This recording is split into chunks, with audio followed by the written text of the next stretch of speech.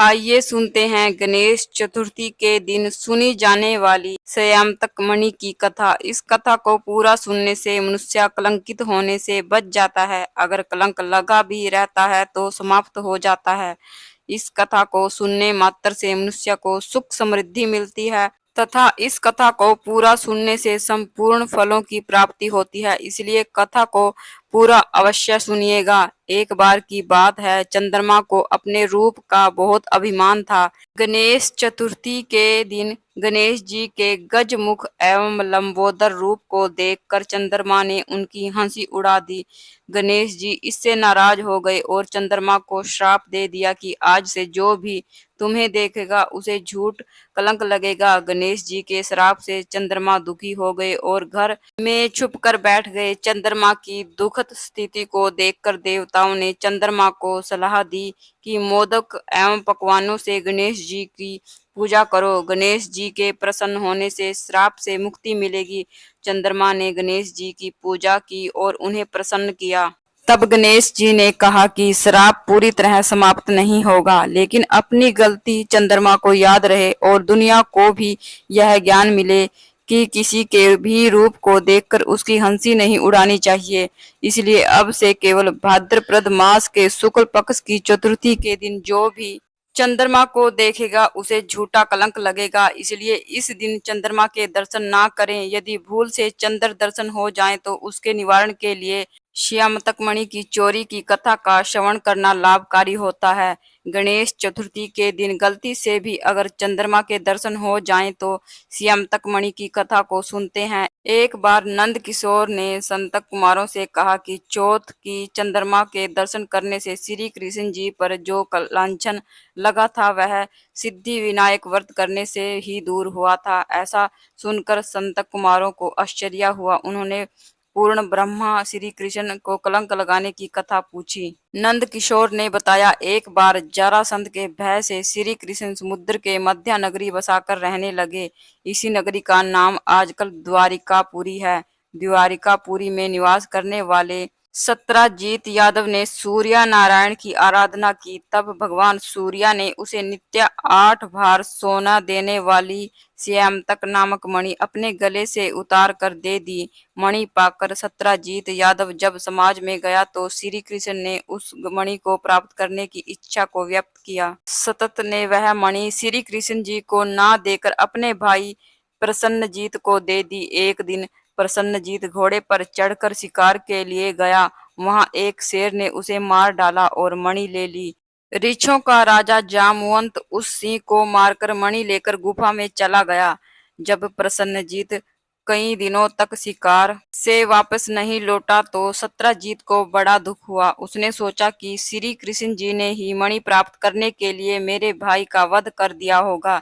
अतः बिना किसी प्रकार की जानकारी जुटाए उसने प्रचार कर दिया कि श्री कृष्ण ने प्रसन्नजीत को मारकर स्यामतक मणि को छीन लिया है। इस लोक निंदा के निवारण के लिए श्री कृष्ण बहुत से लोगों के साथ प्रसेनजीत को ढूंढने वन में गया। वहां पर प्रसेनजीत को शेर द्वारा मार डालना और शेर को ऋछ के द्वारा मारने के चिन्ह उन्हें मिल गए। ऋछ के पैरों की खोज करते करते वे जामवंत की गुफा पर जा पहुंचे और गुफा के भीतर चले गए। वहां उन्होंने देखा कि जामवंत की पुत्री उस मणि से खेल रही है। श्री कृष्ण को देखते ही जामवंत युद्ध के लिए तैयार हो गया। फिर क्या था, युद्ध छिड़ गया। गुफा के बाहर श्री कृष्ण के साथियों ने उनकी 7 दिन तक प्रतीक्षा की।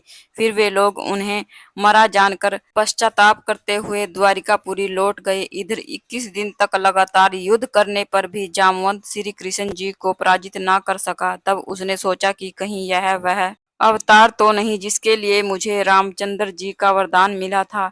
यह पुष्टि होने पर उसने अपनी कन्या का विवाह श्री कृष्ण के साथ कर दिया और मणि दहेज में दे दी। श्री कृष्ण जी जब मणि वापस ले आए तो सत्राजीत अपने किए पर बहुत लज्जित हुआ। इस लज्जा से मुक्त होने के लिए उसने भी अपनी पुत्री का विवाह श्री कृष्ण जी के साथ कर दिया। कुछ समय के बाद श्री कृष्ण जी किसी काम से इंद्रप्रस्थ चले गए। तब अर्कुर तथा ऋतु वर्मा की राय से सतधनवा यादव ने सत्राजीत को मारकर मणि अपने कब्जे में ले ली। सत्राजीत की मौत का समाचार जब श्री कृष्ण जी को मिला तो वे तत्काल द्वारिका पहुंचे। वे शतधन्वा को मारकर मणि छीनने को तैयार हो गए। इस कार्य में सहायता के लिए बलराम जी भी तैयार थे। यह जानकर शतधन्वा ने मणि अर्कुर को दे दी और स्वयं भाग निकला। श्री कृष्ण ने उसका पीछा करके उसे मार तो डाला, पर मणि उन्हें नहीं मिल पाई।